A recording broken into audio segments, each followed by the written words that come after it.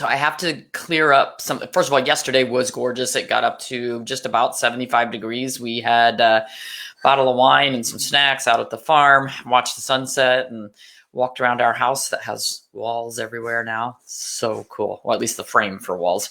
So it was great. Freezing in Illinois. Yeah, tomorrow that's coming this way. It's gonna be a high of 40 and rainy tomorrow.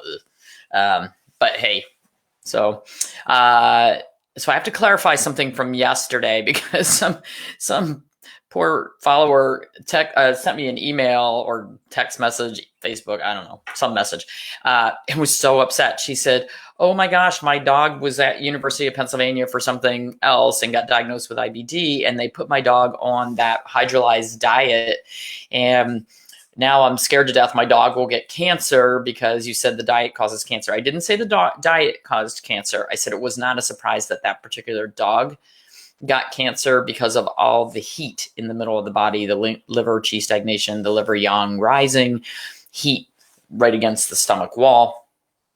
So we had heat and stagnation, and those are two things that go along with tumor formation. So it wasn't the diet itself that caused the problem.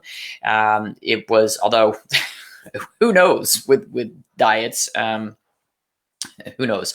It's just not a very nutritious diet. So so I sent her back an email and said, "Oh my gosh, don't panic. I'm sorry. That was a misunderstanding. It was not the diet itself that caused that issue." So, so hopefully nobody else kind of read it that way. And I know sometimes when I'm babbling and you're kind of half listening while you're walking the dog or whatever, it sometimes gets a little muddled. So that hopefully is clarification for that. But then I got another message yesterday afternoon in my Facebook inbox that frankly, I wasn't very kind about with my answer because the person was literally yelling at me, and sorry, got a lot of experience here.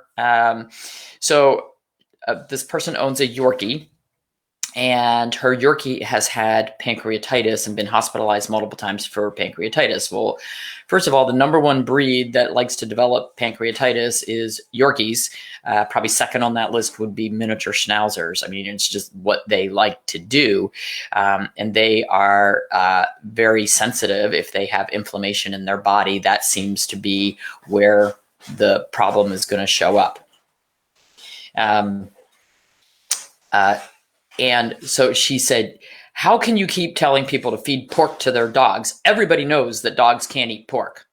Well, somebody needs to tell my dogs and my cats because they eat it almost every day.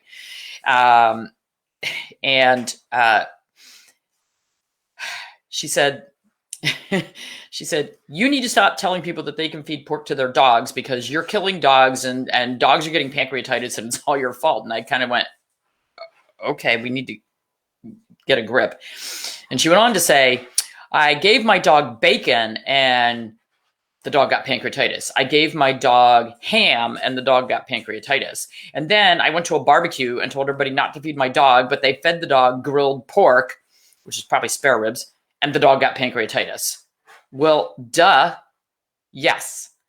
Bacon, ham, spare ribs, grilled pork, those are high fat, cooked, processed products, two of which have nitrates and all kinds of preservatives in them. Yep, those cause pancreatitis. Yelling never helps. Those cause pancreatitis. Yes. If you're going to feed your dog the grease off your roasted chicken, the grease off your roasted turkey, the grease off your roasted beef, or things like bacon, bacon grease, ham, you're going to get pancreatitis. Cooked fats that are oxidized and highly inflammatory, you're going to get pancreatitis. But if you're making a nice slow cooked meal or baked, boiled, steamed, really cats, we're having a cat fight. And unfortunately the cat fight is in the litter box, so stuff going everywhere. But all that cooked grease, highly inflammatory. It's oxidized. It's pro-inflammatory. It's going to cause inflammation. And yes, it's going to show up in the pancreas. You're going to have a hospitalized, really sick animal. So I'm just going to clarify. Lean pork, fed to our dogs and cats is absolutely appropriate. And if it's inappropriate, then somebody needs to let Answers Pet Food, All Provide Pet Food, From Pet Food, Primal Pet Food, and a lot of other pet food companies know that they're killing a bunch of animals. They're not.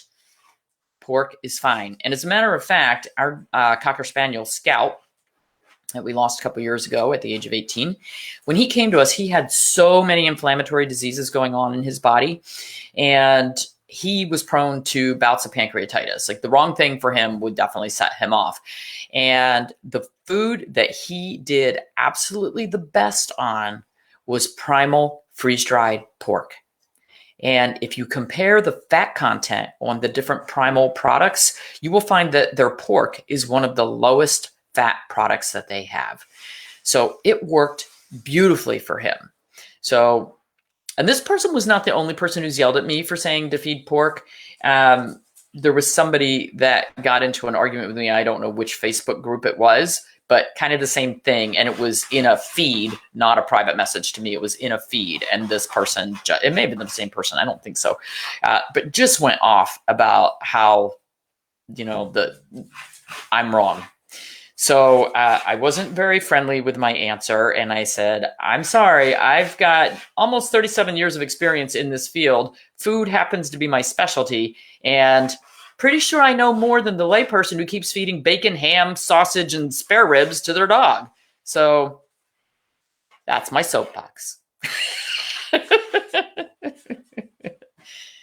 We used to have soapbox Saturdays, and then I stopped doing Saturdays.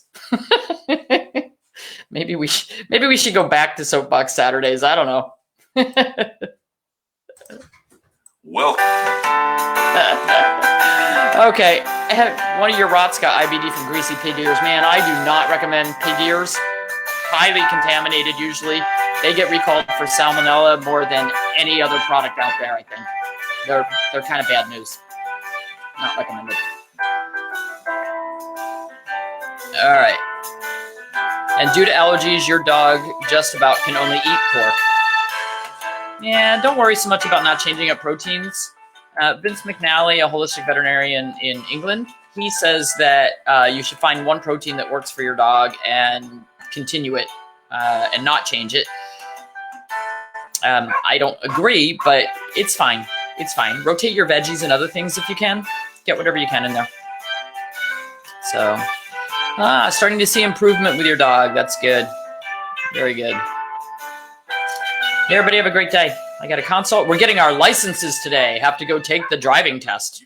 Actually, not the signals test, signs test. I don't know. Some dumb thing.